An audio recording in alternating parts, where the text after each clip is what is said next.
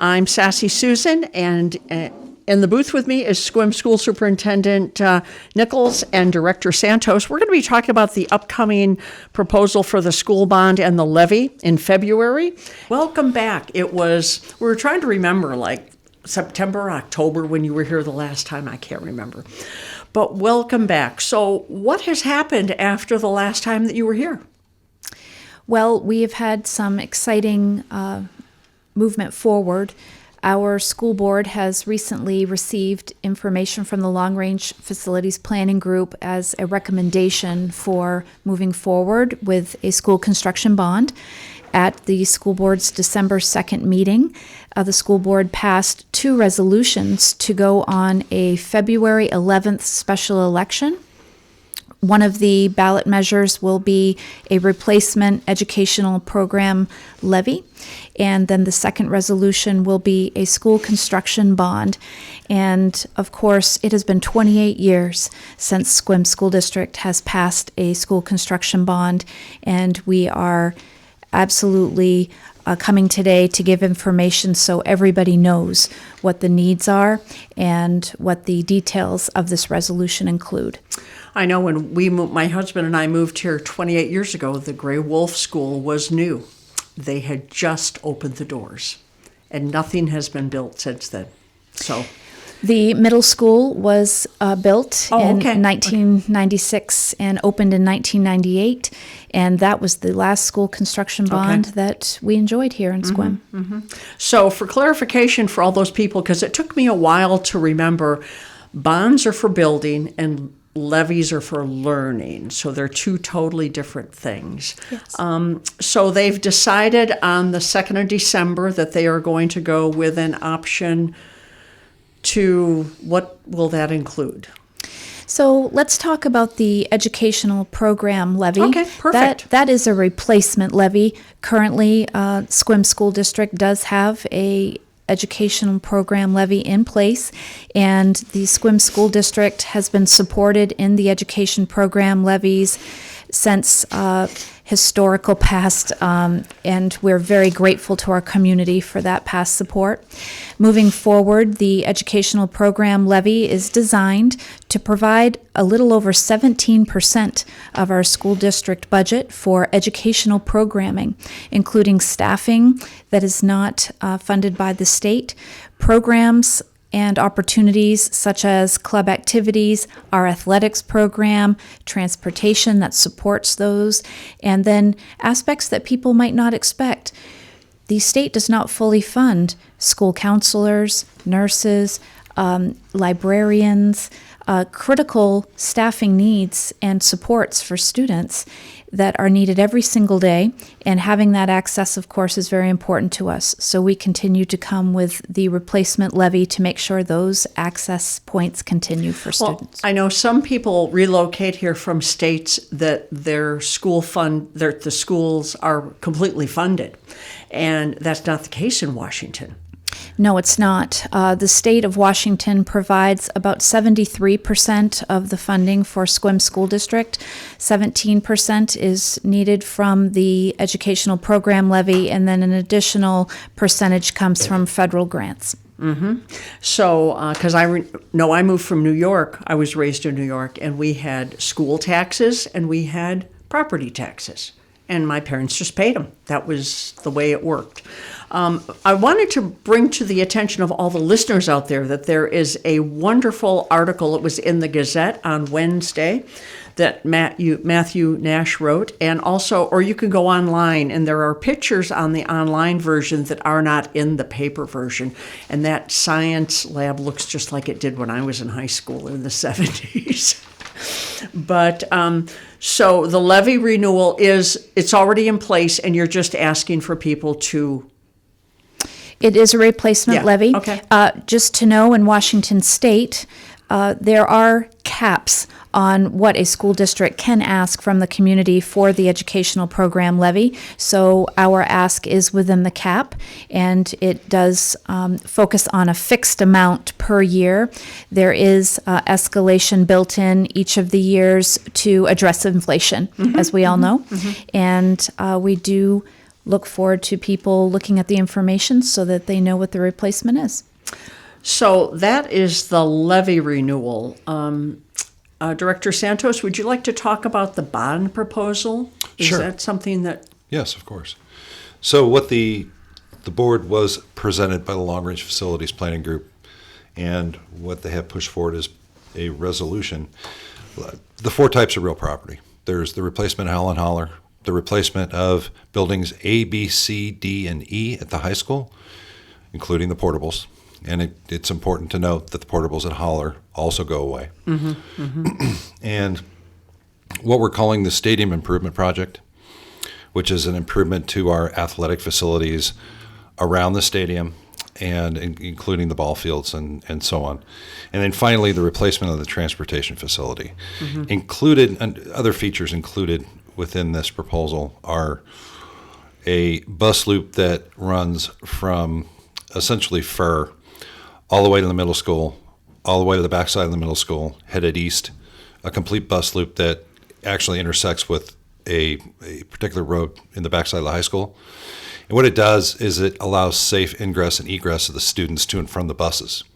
Right now, they all load kind of orderly, but in mass, in the stadium parking lot for Howlin' Holler and for the high school. And actually for the middle school, I believe, as well. So it's not ideal. It's not the most ideal situation that we'd like to see. So we're proposing to install a long bus loop. Plus, there's improvements to Gray Wolf School, whether it's HVAC or some other type of design, hopefully, at Gray Wolf. Also, civil work at Gray Wolf that would also provide a safer environment for the kids to ingress and egress from the buses. Currently, that campus, if you see it today, is kind of bifurcated in the parking lot side. And there's a south side and a north side. And as the superintendent likes to tell our audiences, if you've ever been on Carlsborg, when that school is either putting in or getting out, it's quite a show, and that's really just it's really just kind of the effect of the way that parents bring their kids to school nowadays. There's a lot more driving children to school and a lot more picking them up by automobile. I stay away from Carlsberg at beginning and end of school. So we need to remedy that. And there's some, equally as important, there are safety and security improvements that we would affect across the district. Now, you said the portables. Tell our listeners, how old are the portables and how long were they supposed to have been in place? So portables have a design life of 20 years. Some of our portables date back to the 70s. Most of them date back to the early to mid 80s. And we have a couple that were built in the 90s, and those 2 are actually at Howlin' Holler. But the units that are at the high school are late to mid 70s. We've even got a portable at the high school that was built in the early 70s. So these portables are older than the students that are in them. Indeed, yes. And I like to say that none of them are going to survive their next paint job. So it's a serious need that we have here to provide the educational space that isn't in a portable. Yeah. So we've talked about the levy, we've talked about the bond and the things that these would take care of. I'm sure that all the listeners out there are going, I can't afford this. I'm on a fixed income, and I'm retired, and I don't have any kids in school. I know when people tell me that, I say just basically, who paid for your education? And we have to pay it forward. I mean, that's what we're asking. That's what you're trying to get the people to understand. What is the cost for this? Well, thank you for bringing this question up. One thing I'd like to preface this answer with is that the Long Range Facilities Planning Group understood that the principle of tax rate responsibility needed to be front and center. And so the tax impact, of course, the EP&O levy is currently being supported by taxpayers. And so this replacement levy is an increase of 7 cents from our current rate. Currently, it's 87 cents per thousand, and the EP&O levy would be 94 cents per thousand. So we've definitely looked at making sure we're coming in with a figure that we feel is close to being level. For the school bond, of course, we have a capital levy that is currently being paid right now at 42 cents per thousand. That will be dropping off. So by the time a school construction bond, if approved in February, would come online in 2026, the capital levy would drop off 42 cents, and so the increase would actually be realized at 49 cents per thousand. The bond amount would be $145,950,000, and that is a 91 cent tax projection for the bond. But because the 42 cents comes off, it mitigates. Lots of numbers there. Yes. So if someone had a $500,000 house, The tax impact for the bond, the school construction bond, would be approximately $455 a year, or $37.92 a month for the school construction bond. I think you've done these numbers, and you've Yes. done a lot of presentations, haven't you, Superintendent? Yes, we've also really made this a priority. We have wanted to study this and make sure that we're listening to the taxpayers, stakeholders, and folks who do want to see our school district on the rise, but recognize that fixed income or anyone paying taxes these days are facing a lot of pressure. So we wanted to be responsible. So that figures out to about $1 a day. So, Director Santos, were you going to talk somewhat about facilities? Is that what? Sure. Okay. Sure. Let's talk about the why. The why. Yeah. So Not the YMCA, but the why are we having this? Yes, okay. ma'am. Okay. Just why are we asking for this? Okay. So the local folks know how old Holler and the high school are, these particular buildings. There was some modernization done at the high school in the mid-'90s. It was essentially an energy improvement project. But let's talk about 4 elements of critical infrastructure: electrical, water, sewerage, not a pretty subject, but nevertheless needs to be talked about, and stormwater control. So the biggest challenges we have, and I'm going to talk about both these campuses together because in context, the problems are the same. Mm-hmm. So let's talk about electrical first. First of all, the way the schools were built, all the electricals run through the slabs. So that's where your electrical lines are, unlike your house where they're actually in your walls and you can actually get to them. Now, they're run through the slabs. So there's a lot of aluminum wiring in both facilities, which is an issue. And the switchgear, otherwise known as where all the power comes into the building, the switchgears themselves, there's not a switchgear between those two schools that's any newer than 1970. Can't buy parts for them anymore. It would be very, very, very difficult to repair them if we had to, if not impossible. And even if we did, we'd have to bring the whole that part of it anyway up to code, and it'd be incredibly expensive. But once you lose power in these schools, what we're faced with at that point is the ability not to occupy. We can't occupy them at that point because we lose fire protection, we lose fire enunciation, and the fire alarms. So that's a serious issue. Water. The water in both of those schools, again, runs through the slab and is all in galvanized pipe. Well, the galvanized pipe is slowly but surely starting to close off because that's what galvanized pipe does over a long period of time. And we're seeing now, in many cases, much of our plumbing begin to fail at both of those campuses. Third, sewerage. Now, the high school is hooked directly up sanitary, whereas Helen Holler uses an ejection pump to eject it into the sanitary sewer on First Street. Not to get real technical here, but the ejection pump that's at Holler was installed in 1976. It's still there. We're still maintaining it. It's still working, but it's not a long-term solution, to be quite honest. We're more concerned about the conveyance between that unit and the classrooms and the bathrooms at Holler than anything else. We've had many lines scoped at the high school. We are starting to see that infrastructure fail as well at the high school. It's either cast or it's vitrified clay, one or the other. and those systems are beginning to fail. And then finally, I'll share our stormwater control problems. Here in Sequim, there's not a very broad or very extensive stormwater control system. In other words, stormwater, conveyance, or drains. Mm-hmm. Typically here in Sequim, it's dry wells. The water comes off your roof, goes into a dry well, and you never see it again. That's great. But the dry wells at these two schools are as old as the schools themselves, and they're not plugged up.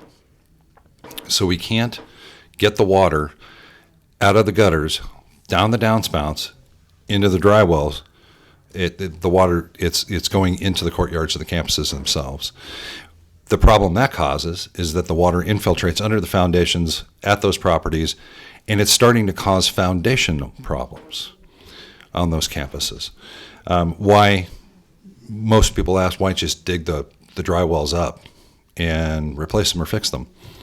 Well, it's because the utilities crisscross those areas and those courtyards, and as soon as we start replacing those facilities, we have to bring the whole facility up to code. Yeah.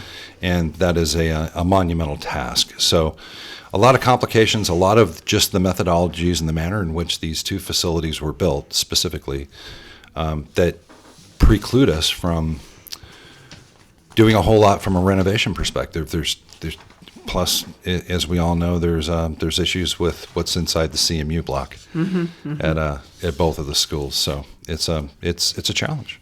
Yeah, I think I read somewhere in this Gazette article that people have said, well, why don't you just fix it? And you looked at it, but it would be more expensive to fix it than it would to start.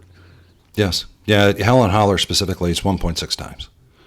1.6 times. 1.6 times the cost to tear it down, dispose of it, and rebuild it.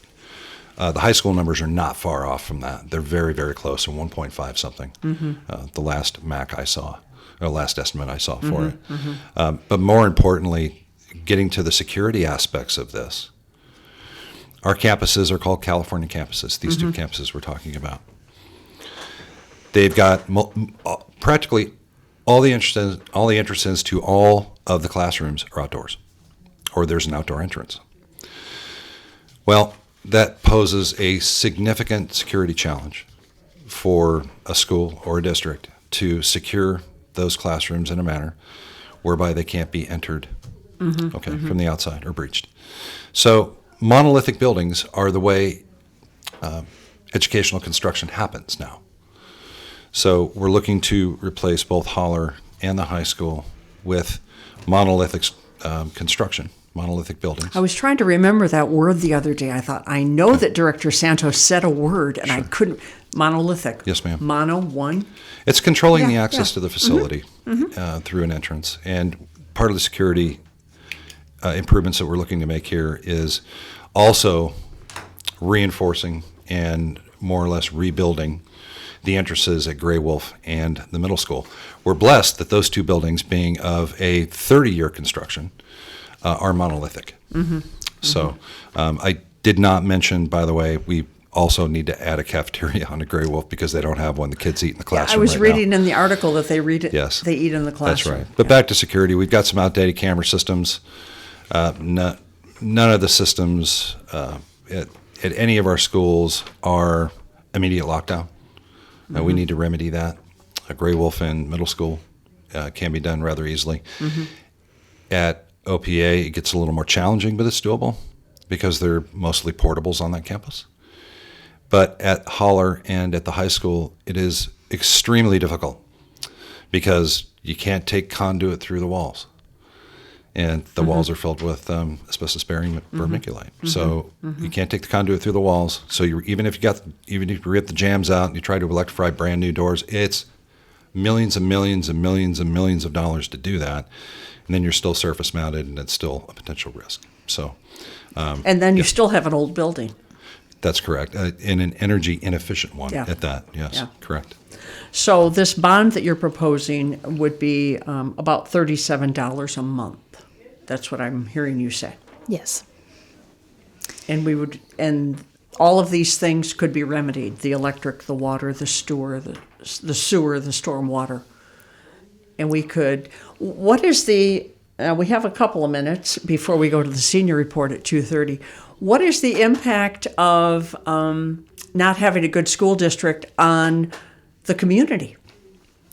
Well, we recognize that having a highly performing and very modernized education is something that folks who are moving here and considering Sequim for a potential place to raise their children is something that they want.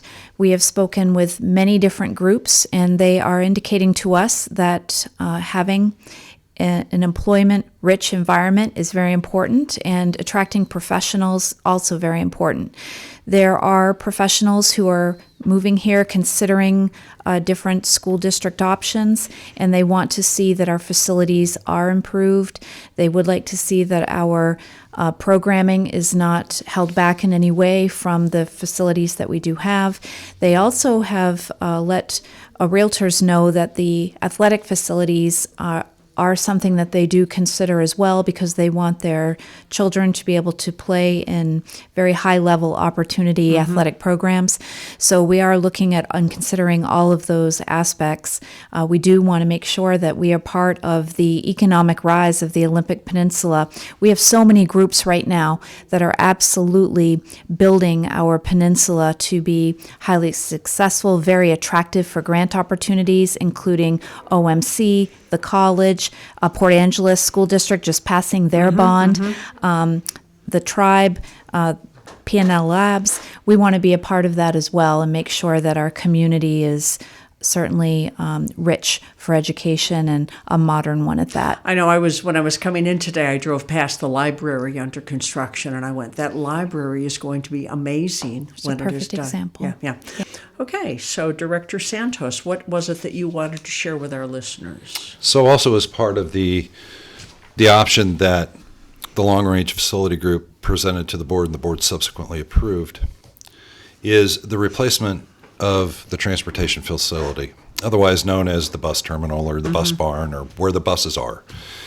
A little background, and our local constituents who went to the high school probably remember all the buses being parked out at the high school in a bus barn. Well, eventually that facility was condemned and the buses had to go elsewhere. The district at the time procured an old lumber yard on 3rd Street and moved operations to that piece of property, which had covered parking, a building, and what was really a drive-through loading bay, which is what they're now using as a maintenance bay. So not ideal, but the more important part is the facility itself is suffering from the same maladies that the two schools do. So especially structurally. And the buildings themselves, where the office buildings and admins are a hodgepodge of various stages of construction, really, that really never finished, but kind of got bolted up against each other, ranging from the early 60s all the way to the 80s. The maintenance area is CMU wall on one side, CMU on the other, and unfortunately now Is what? CMU? What? Sorry, concrete masonry unit. Okay. So it's cinder blocks, as some folks like to call it. Okay. It is structurally compromised. So it has a significant amount of Z-cracking. It's got a significant amount of movement and is now tilting to the north at about 2 degrees. So we've had a structural engineer look at it. We've had our BCI group, our independent assessors, look at it. And we have the reports from them that recommend the replacement of the facility in total. On top of that, these old, what we call bus barns or covered parking areas, are all timber built. Okay, and they've been there since the 60s. So I think we also know, and the structural engineers here know, that over time, wood will eventually rot. And we are starting to see some degradation in those barns and in those trusses and in that structure that tell us that we're not far away from having to remove those structures altogether. We can't get the roofs fixed now because we can't get a roofing company to go back up on the corrugated steel because they're concerned about the age of the facility. So these are all issues that we battle at transportation facility. It's the water infiltration problem again. It's got nowhere to go. It goes under the building and it doesn't leave. No, we don't know where it's going, but we're pretty sure that it's starting to move the building around. So we're going to have to address that, because obviously busing and transportation is incredibly critical to the district. Because if you don't have a place, if you can't fix the buses, then you can't transport the kids. Yeah. Correct. Mm-hmm. Yeah, and to be fair to the bus drivers and our dedicated staff over there, they need a facility that they can work out of and be set up for success as well. Mm-hmm. So a modernized facility for them, I think, is important. After all, they are safe, a modernized and safe. Absolutely. Yeah. After all, they are the first face a student sees and the last face a student sees every day. Mm-hmm. So it's important to have a robust, safe, solid transportation facility for the fleet and for its operators and maintainers, by the way. Yes. Okay. Well, would you like to say something, Director? Well, I think it's important to understand. Superintendent, excuse me. In Sequim School District, school bus transportation is a significant mode to get our students to and from school. We have heavy bus use here in our school district. So for the transportation department to be viable, we do have to have a transportation center that can absolutely be fixing our own bus fleet, responsive in that way, and make sure that we also are looking to the future, because bus fuel, for instance, electrification of buses down the line are all things that we need to be prepared and ready for. And the PUD has told us at our current site, electrification of buses is not an option right now for our fleet. And we want to be thinking ahead, making sure we're proactive. I'm just curious, how many buses are there? Do you know? Yes, we run about 22 different routes right now, and we have a fleet of approximately 28 buses because we do have spares. Okay. I remember spending an hour in the morning and an hour at night riding on the bus to go to school. That was, people would play cards and everything. What would you like to share with our listeners? Well, speaking of meetings, there are ways that folks out there can get more information. Okay. Certainly our website, sequimschools.org, is a great place to go. We will have much information available, and have our long-range facilities planning group has had an entire page dedicated to it so folks can look at agendas and information. But our bond and levy page will be most informative, so please go there. We also have January meetings for the community, so we would like to invite folks in to come and hear a presentation about the facts, and then we'll take people out on tours so they can see our facilities and ask questions, see things in person, and understand. Have dates been set for those already? Yes, so I'll go ahead and tell you some of those right now, and then we also will have these on our website and available. We also have a couple of opportunities this week I want to make sure people know about. We have holiday concerts in full swing. So tonight and tomorrow night we have choir concerts at our high school auditorium, both starting at 7 p.m. And we also have a Thursday band concert at 6:30 p.m. We would love to have folks come out and experience these opportunities and know they're levy funded. So the Educational Program Levy is supporting exactly what you'll see this week, and we hope that we can fill those auditoriums. Going in January for information sessions, Wednesday, January 15th, we're going to do a Zoom meeting at 6 p.m., so folks who would like to tune in and get more information can do so. On Thursday, January 16th at 11 a.m., we'll have a meeting that will start in our boardroom at the district office, and then we'll go out for tours after some information. Thursday, January 23rd at 7 p.m., we'll have a meeting in our high school library. Tuesday, January 28th at 9 a.m. in the boardroom, and Thursday, January 30th at 1 p.m. in the boardroom. We're trying to give multiple times so that folks can have something that meets their needs, interests, and availability. So all of these meetings will be followed with a tour of the Sequim facilities, the Sequim buildings? Except for the Zoom, of course. Okay, but okay. Yes, we will be going out, and folks can join us for as much of that or as little as they like, or also request seeing particular areas that they're interested in. Okay, well, I am going to we can go ahead and publicize that on KSQM Great. so that people can see what the facilities look like. Yes.